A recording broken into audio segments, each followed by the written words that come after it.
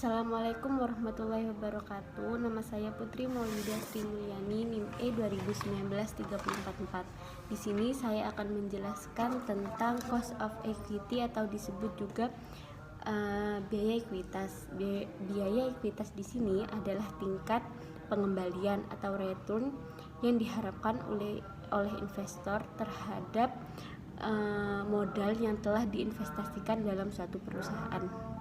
Nah, cara penghitungan atau jenis-jenis metode of equity yang pertama ada CAPM. Nah, CAPM ini adalah metode yang paling sering digunakan. CAPM ini Capital Asset Printing Model. Dalam prosedur penggunaannya itu ada beberapa tahap. Yang pertama, menetapkan investasi sebagai bebas risiko. Yang kedua, menghitung koefisien beta saham sebagai pertimbangan. Yang ketiga, mengestimasi imbal hasil pasar. Nah, yang kedua itu juga ada metode dividen saham. Metode dividen saham ini adalah rumusnya RS ini cost of equity sama dengan D1 dibagi PO.F ditambah G.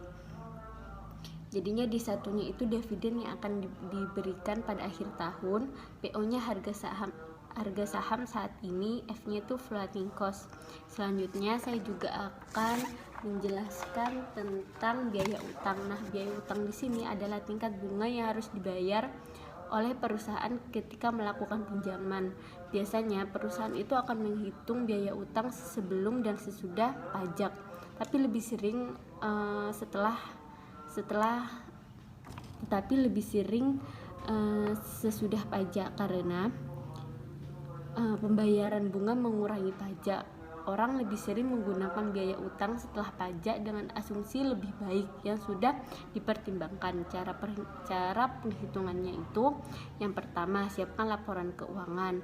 Yang kedua, hitung total biaya bunga dalam 1 tahun.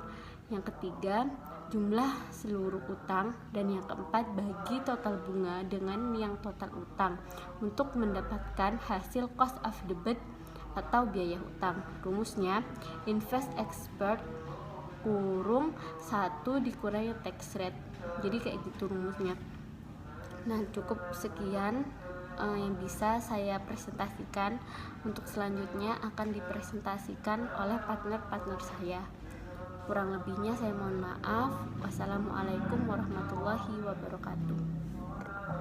Bismillahirrahmanirrahim. Baik, pada kesempatan kali ini saya akan melanjutkan materi dari mengenai modal yang sebelumnya sudah dijelaskan oleh saudari Putri.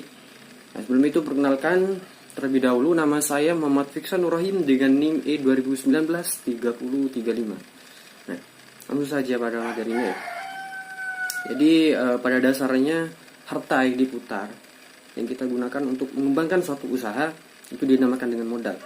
Baik modal itu yang digunakan secara langsung, artinya kayak jual beli, atau seperti yang dilakukan oleh perusahaan jasa, perusahaan dagang, atau perusahaan manufaktur. Nah, harta yang mereka gunakan untuk mengembangkan usaha tersebut itu dinamakan dengan modal. Nah, lalu kemudian harta yang juga kita gunakan bisa dengan investasi. Harta yang kemudian kita tanam, berikan kepada perusahaan dengan tujuan untuk memperoleh keuntungan seperti berupa dividen. Nah, itu juga sebagian usaha kita dalam rangka mengembangkan usaha kita, dan itu yang disebut juga dengan modal. Nah, seperti yang sudah difirmankan oleh Allah Subhanahu wa taala dalam surat Al-Hasr ayat 7, yang mana dijelaskan bahwasanya harta itu jangan hanya berada dalam orang-orang kaya saja. Nah, jadi begitu. Jadi itulah pentingnya kita dalam menjalankan atau berusaha sebaik mungkin, atau upaya kita itu untuk memperlancar arus dari modal tersebut. Harta itu bisa dengan investasi atau bisa juga dengan jual beli yang tadi saya sebutkan itu. Kemudian sumber-sumber modal itu apa saja? Dari apa saja? Yang pertama itu dari modal inti. Nah, modal inti ini merupakan keseluruhan modal yang dimiliki bank untuk mengembangkan suatu usahanya. Nah, yang untuk tegasnya itu seperti modal itu meliputi modal yang disetor, kemudian ditambah dengan keuntungan yang sudah dikurangi atau dipotong oleh pajak.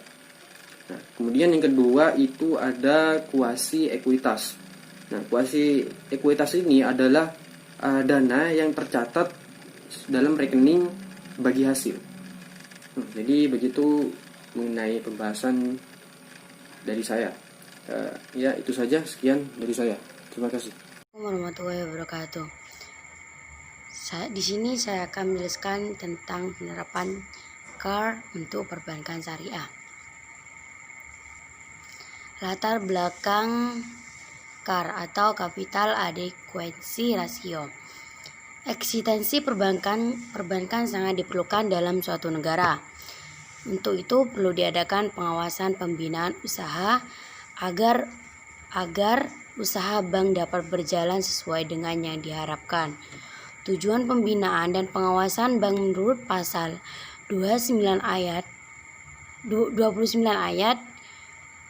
Undang-Undang Republik Indonesia Nomor 10 Tahun 1998, yaitu bank wajib memelihara tingkat kesehatan bank sesuai dengan ketentuan kecukupan modal, kualitas aset, kualitas manajemen, likuiditas, rehabilitas, salvabilitas, dan aspek lain yang berhubung dengan usaha bank, dan wajib melakukan kegiatan usaha sesuai dengan prinsip kehati-hatian. Nah, dalam menjalankan fungsinya, bank harus menjaga rasio kecukupan modalnya atau CAR. Modal juga merupakan aspek yang sangat penting untuk menilai kesehatan bank karena ini berhubungan dengan salvabilitas bank. CAR yang harus dicapai ini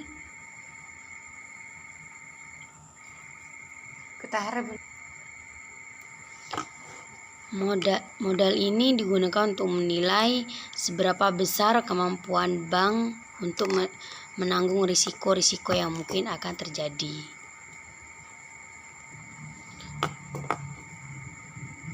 Yang kedua, komponen CAR atau Capital Adequacy Ratio atau biasa juga disebut dengan rasio kecukupan modal. Perbandingan antara modal bersih yang dimiliki bank dengan total asetnya dalam menghitung CAR dapat diukur dengan cara membandingkan modal dengan dana-dana pihak ketiga.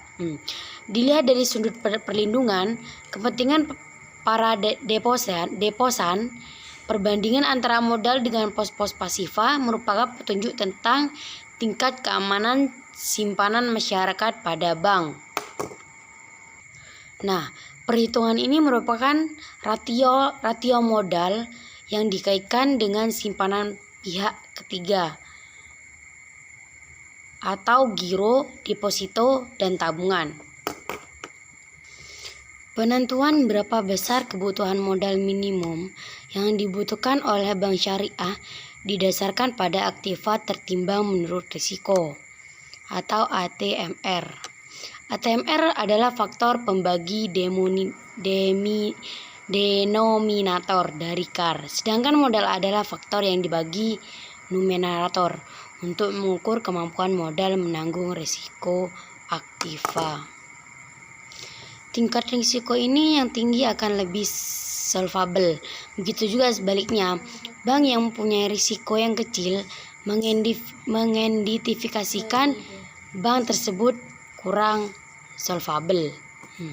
Tingkat modal yang tinggi akan meningkatkan cadangan kas yang dapat digunakan untuk memperluas kreditnya, sehingga tingkat solvabilitas yang tinggi akan membuka peluang yang lebih besar bagi bank untuk meningkatkan profitabilitasnya. Sebaliknya, bank yang tingkat solvabilitasnya rendah akan mengurangi kemampuan bank untuk meningkatkan profitabilitasnya, bahkan dapat mengurangi kepercayaannya masyarakat, sehingga akan berpengaruh buruk terhadap kelangsungan usahanya.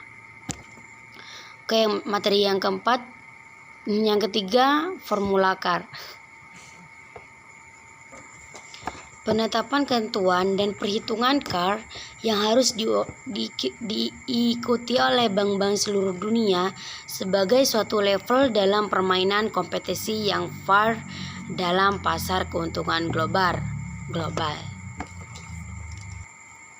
Formula yang ditentukan oleh BIS adalah rasio minimum 8% permodalan terhadap aktiva yang mengandung risiko. Nah, ketentuan 8% CAR sebagai kewajiban penyediaan modal minimum bank dibagi dalam dua bagian, yaitu 4% modal inti atau tier 1 yang terdiri dari shareholder equity, preferred stock, dan free reserves. Yang kedua 4%-nya modal sekunder atau tier 2 yang terdiri dari subordinate, debt, loan loss provision, dan hybrid securities dan revolution reverse.